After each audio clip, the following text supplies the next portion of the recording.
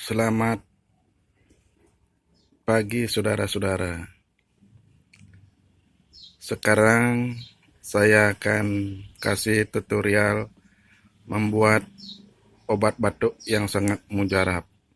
Bahan-bahan Coca-Cola yang sangat dingin dan jeruk nipis.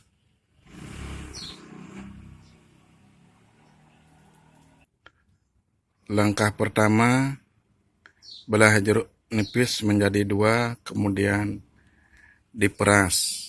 Masukkan ke dalam gelas.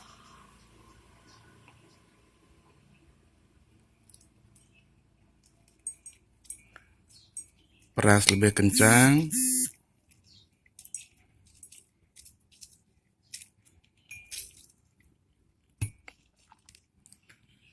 Agar airnya keluar semuanya.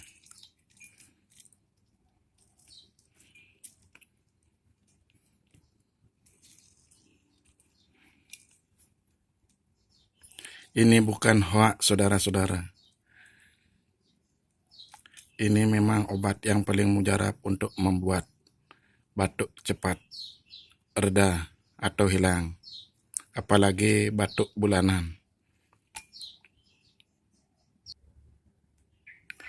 Sekarang buka Coca-Colanya, kemudian dituangkan ke dalam gelas.